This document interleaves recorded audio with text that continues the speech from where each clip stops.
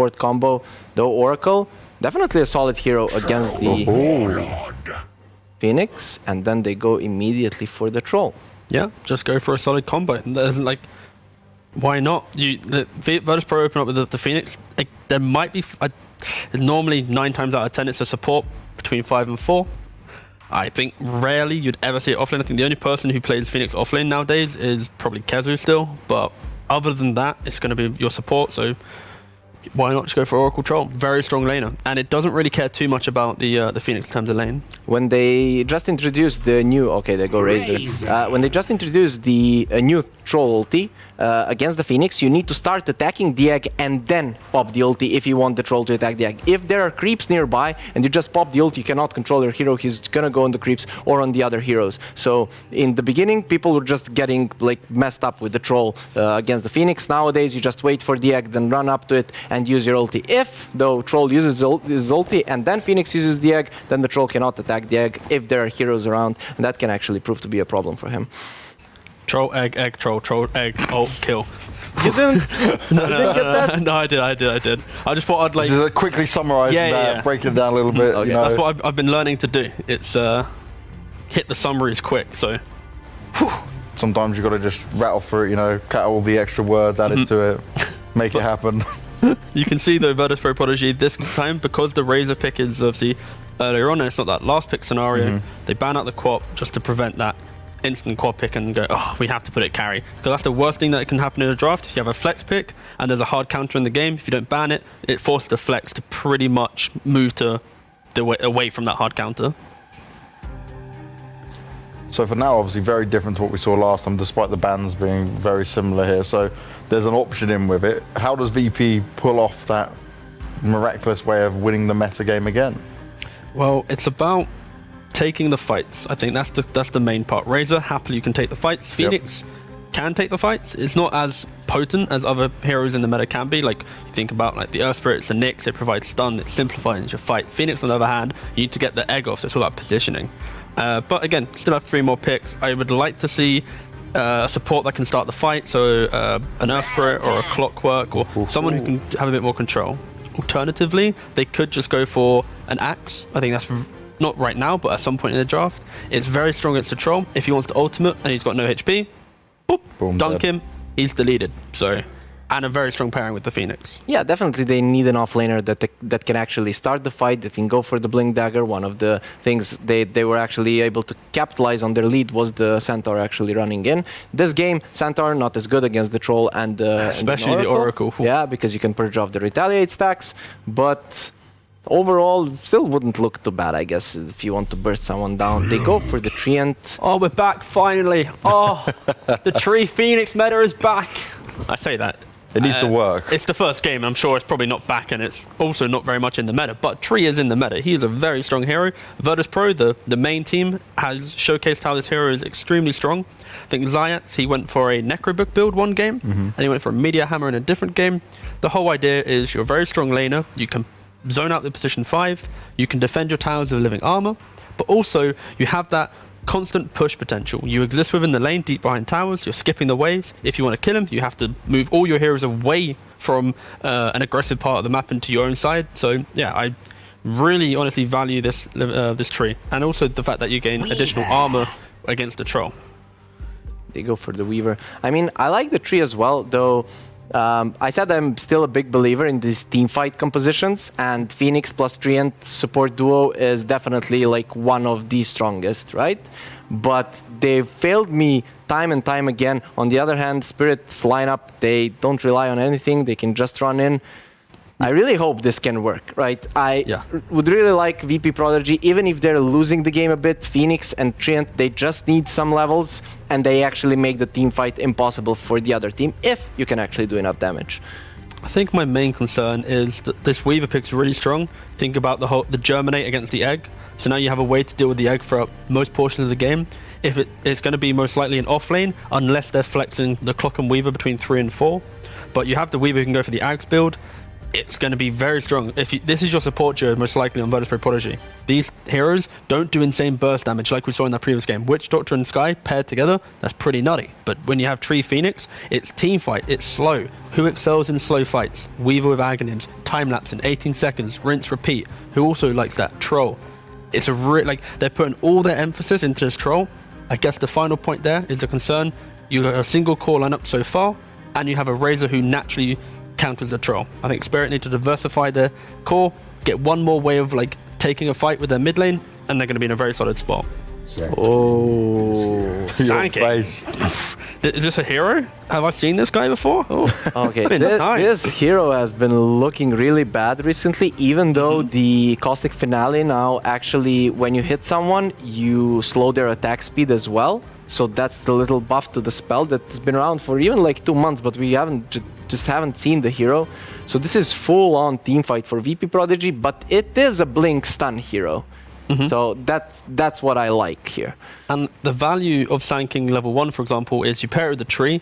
His Burrow Strike is 100 damage. It's pretty low mana, so if you do get into just a scrappy fighting lane, you pair it with the tree, you stun him into Nature's Grasp. It's a very hard lane to want to exist in because of the tree pairing. But you're a troll. 2 brutes. You are a troll, but you're susceptible to the poke, right? It's the grasp, the leech seed, the Burrow Strikes constantly coming in. Oracle Troll likes to be the aggressors, I feel, in most lanes. They want to be spamming you out, and these 2 heroes, if played correctly, ship out a couple bit more regen, it could be deadly. I say could be. It could also just be a flop. So before we get into these last picks of the teams, what are we looking to have here, starting with V.Prodigy? I think they're picking up their carry now because they banned out the Lina, which now they banned out both heroes that like playing against Razor, so they're just going to go for a standard carry pick here. I'd like to see maybe a win condition timing, like a later pick, so you're not forced to try and take all the fights, maybe like a PL or something. It just makes the fights really hard and sloppy. You just run through and you have all the team fight covered because you have Sanking, Tree and Phoenix. What about the ultimate goal for Spirit in order to try and take this to a third? This looks also a solid TB game, to be honest. Like, really, I feel like Team Spirit is lacking damage here. And it's a problem against the Razor. Last game, they actually had damage, and they didn't manage to bring him down a few times that they went for him. So this game, I don't see them having enough damage. They need Troll to be attacking someone for like 2-3 seconds for him to actually start dishing out the damage. They go for the Morphling. Okay, that's actually really nice. And the Weaver and the Clock, should they be able to pressure this Morphling quite a lot?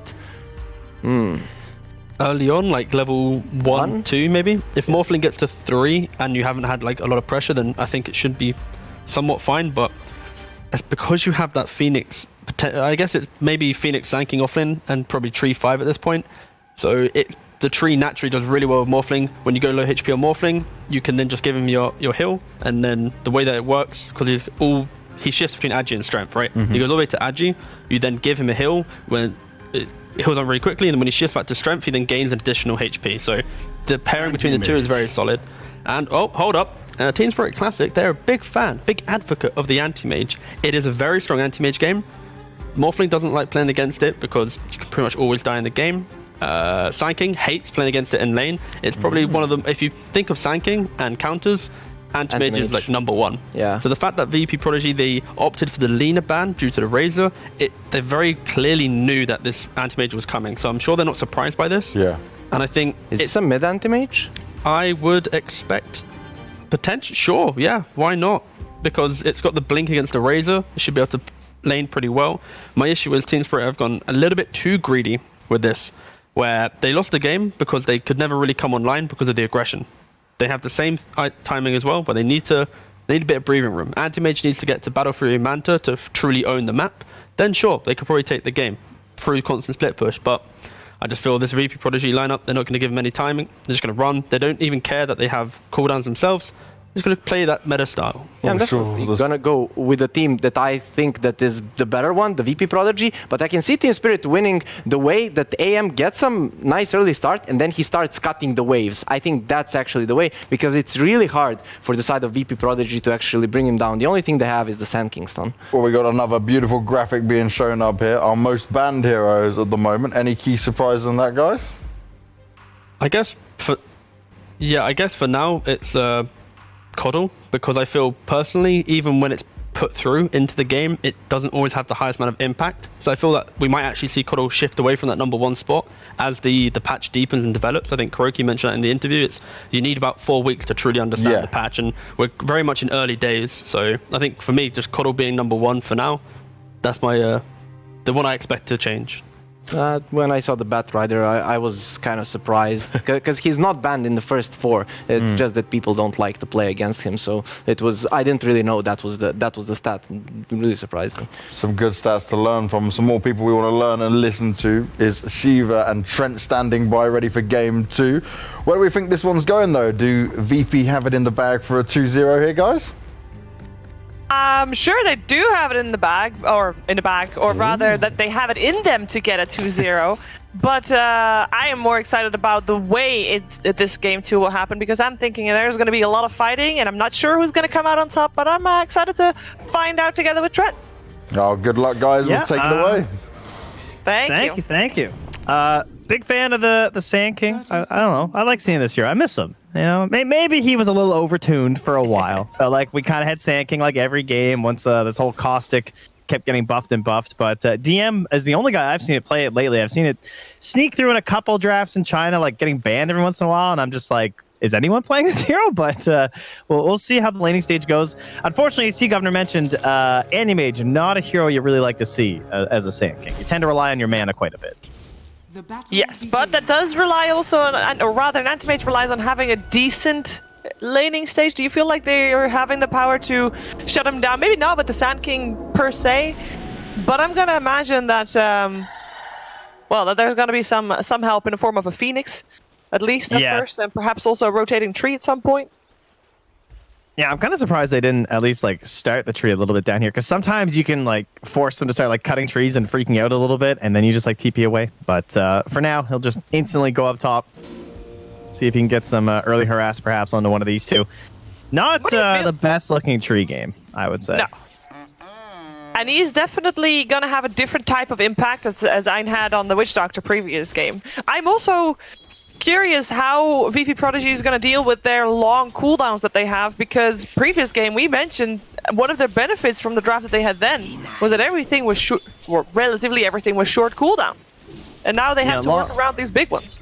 Yeah, long cooldowns have not looked great in a lot of the games this patch for obvious reasons, just because the games tend to be going very quickly. So it just means you have to be a little bit cautious about like tempering your aggression. You can still play aggressive, just make sure that you're either smoking with your ultimates, but also like kind of playing a little bit defensive and passive until they've arrived. You don't want to be like farming in those like super dangerous areas or something. I'm a little surprised by the mid lane that we mentioned about like the possibility of the AM mid, and then they still went for the troll. This was something that used to happen quite a bit, just because like troll can play the lane and it's fine, but he's still not a hero that you really want like starting behind. I don't think he's an easy hero to play in that like active tempo setter role that you kind of need with an AM. We have again the harassment battle. Where are you expecting first blood? Because I don't think it's gonna be in that middle lane. I think both FN and Airgon should be kind of okay.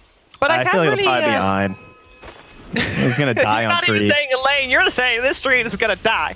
Yeah, it's because you're playing tree versus clockwork, and like tree, the whole idea is you're trying to be oppressive and a bully and abuse your punch. But if you just get cogs and batteried, you might just die, because this Weaver, like some lanes it's okay versus clockwork because like maybe it's just you and the clock, but this Weaver's gonna be able to hit you the entire time too, and they might even have bugs by then. Yes. It does look like we got a little bit of activity on the bottom lane. A lot of harassment done to the Oracle, but yeah, the cogs are definitely annoying for Ein. No bug chasing him down. He is popping himself. He'll be fine for the moment. Yeah, he's okay. And Afterlife actually took a lot of damage for that. He only has tangos. Yeah, that was costly. The way he ended that Shikuchi was in a vulnerable position, because he didn't try and just say like, okay, that was a ton of damage, I'm happy with that. Instead, he traded out like 60% of his HP for one more punch on the Ein trying to get the kill. Yeah, that's a nod worth. And it does feel like Ein, rather than punching Weaver or Clock, he's focusing all his attention on denying. And that is hurting that Weaver a little bit on that top lane in terms of last hits. He's sitting on 9 for 1. How did he get like 80% of this clarity? It's still running. He's just been sitting here with this clarity going the entire time. Not a It's not really something you get to benefit a lot from as a melee support like this, but that was kind of huge. Very Tree nice, can at least hide, right, and use them, but yes. and you see the Clock doesn't have any access to that. In the meantime, again, harassment on that bottom lane, but not really kill potential with all those escapes from all of them. And I mean, the FN also still fighting against Eragon, and I think we have a similar situation as from previous game. Nobody should die unless mistakes are made.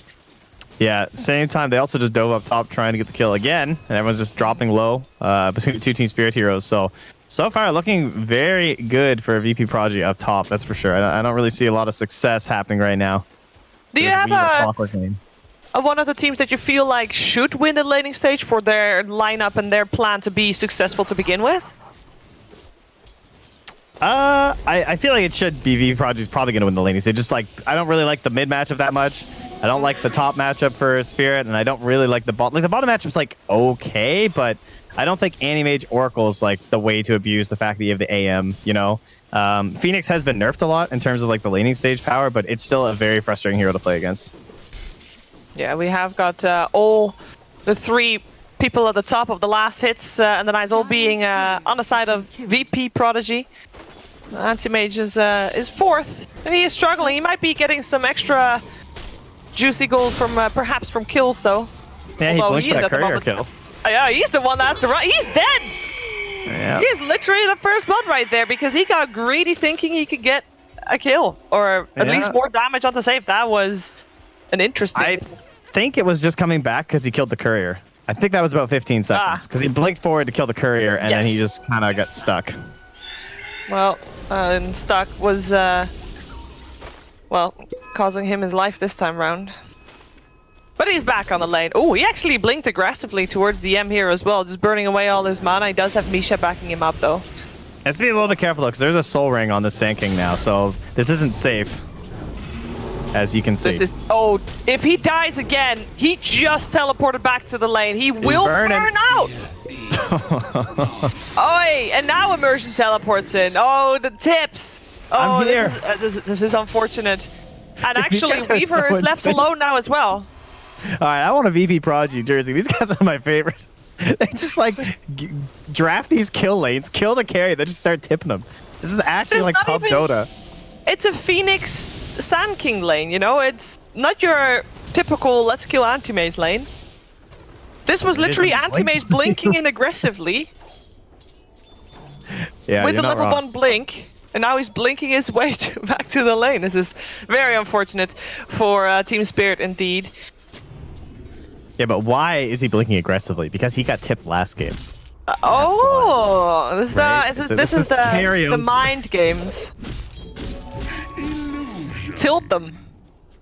Well, Immersion's game was kind of ruined. I mean, he just like TP'd out of top and just came bottom. And he's like, well, I kind of had at least some chance of doing something versus the Treant, but now I can't do anything bot, so now I'm going to run mid, and I can't really do anything here besides feed a level 7 Razor, so I better be careful. Yeah, Razor is actually diving onto Eragon. That might cost him his life. He does have a Fairy Fire for Eragon, and that Fairy Fire actually for now keeps his life. Well, we were watching a fight on the bottom lane. It does look like we are going to have fights all across the lanes. Misha will die.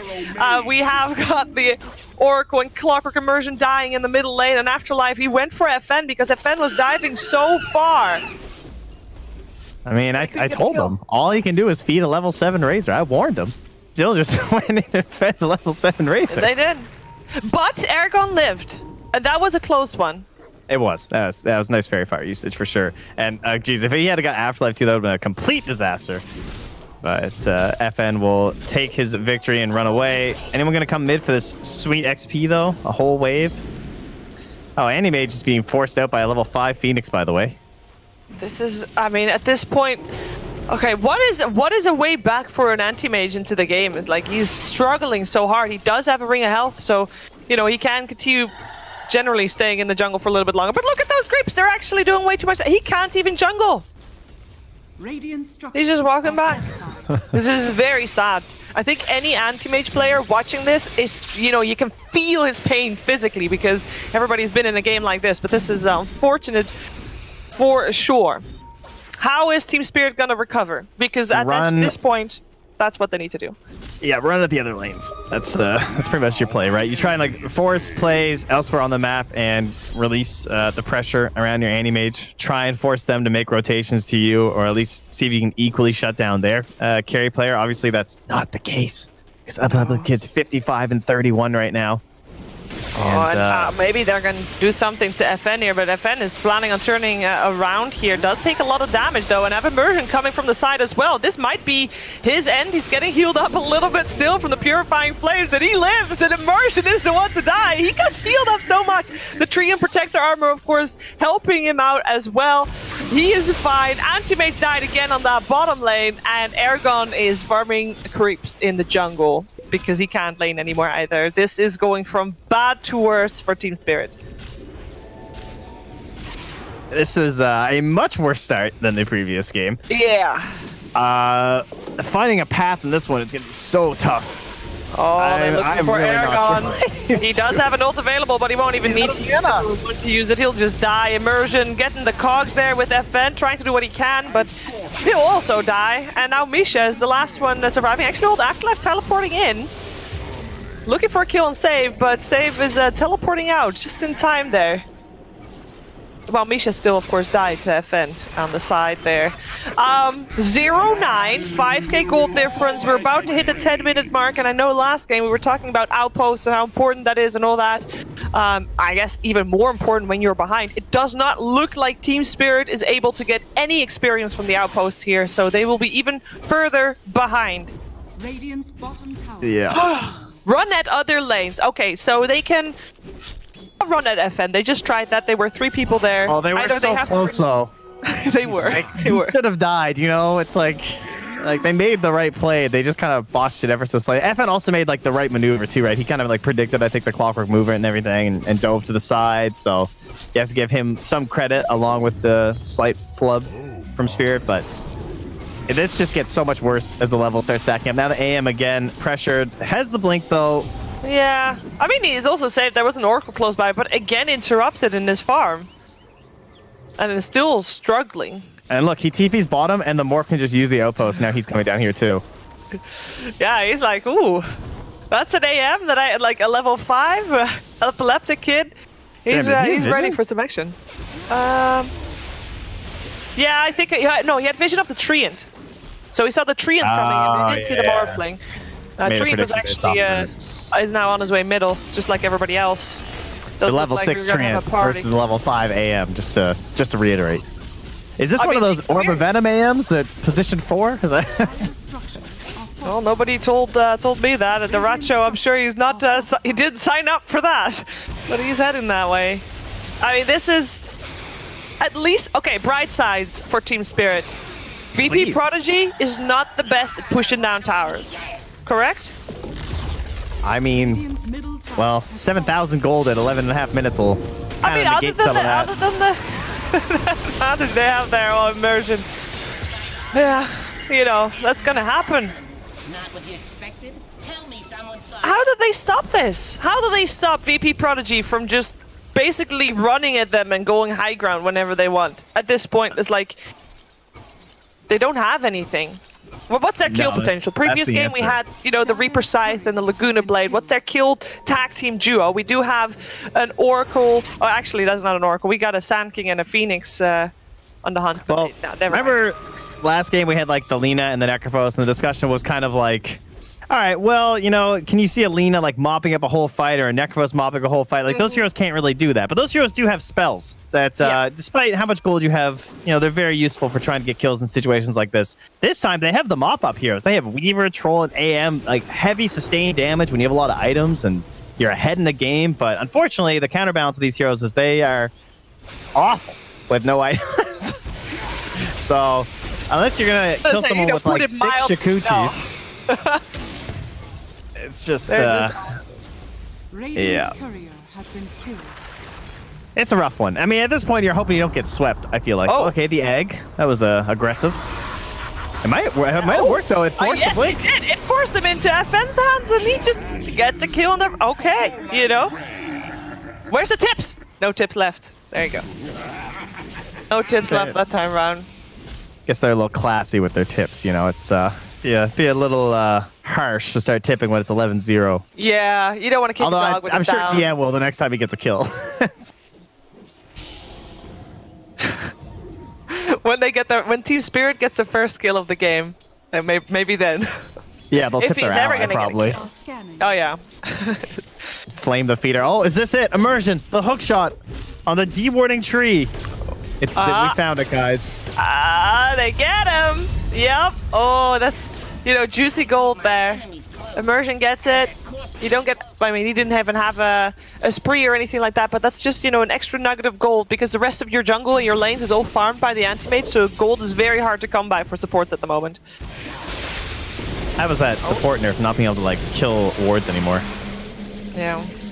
Misha, just used false promise on himself. FN will just take him on a leash, take him for a walk, and watch him die. Support for support. Yeah. Keep on farming, guys. Woohoo! Yeah. Go! At this point, for Team Spirit, the only hope for them is to try to delay the game, right? Make this game as long as possible so they have a chance to catch up. Correct?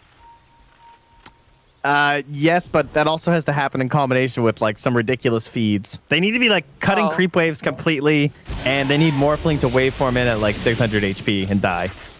That would be a key element to their victory. I like Afterlife's positioning though. He's on the courier hunt. Yeah. Oh, someone needs to be just cutting waves like this. Yeah, that's Afterlife's job. It's kind of like the KP ABBA, where he just kept running at buildings and creep waves. That's kind of what he has to do this game. I remember that one. In the meantime, Aragon and FN. FN is just surrounded by 3, but he doesn't care. He's actually just going for Aragon. Aragon does have an ultimate available, might be forced to use it if he's not careful. In the meantime, the other side, there's another fight going on with people chasing Immersion. Aragon will indeed pop his battle trance. FN is just thinking about running away. There's no damage on Aragon, actually. He doesn't have to be worried about that, and that is a double kill for FN. Immersion did live. He was able to hookshot himself out of the situation. But he's still gonna be in a bit of trouble if he sticks around there because, Afterlife's gonna be in trouble first. He's fine. God. He can get out. FN is just invincible. Is he going Halberd next? He has the Sange queued up, I think, or he did. Yeah, he's sending a Sange. I think he just goes Halberd with his Euls and what can they possibly do? But look at Afterlife. At least he's getting the couriers. Useful Weaver. Useful bug. Yeah, he might know there's one in there and he's waiting for his bugs too. Maybe he's gonna get the double damage rune as well, and he is going straight axe, by the way. Weaver, that is. I guess there's only so much farm, so he's hoping to get right-click items on both his AM and his troll. So, I mean, we've seen a lot of the Axe Weaver lately. It's obviously pretty good in the offlane role. The only downside I would say in a game like this is that you need a hyper carry to use it on, and that was one of your hyper carries. So, happy ethereal blade there. That was very sad. I shouldn't smile at that, definitely. They got a kill though, right? I mean, at least we have that. It's still 15-1. That's they true. have been sweeps in Dota before. So, It could've- all right, they could've actually been just worse. called it. Wow. Oh, shoot. Oh, what? I don't blame them. That's fine. I don't blame them either, but normally, I mean, assert dominance. That is what happened this game, massively. Yeah, man, that was, I think these guys, as far as I can tell in ticketed matches, they've actually only lost to VP.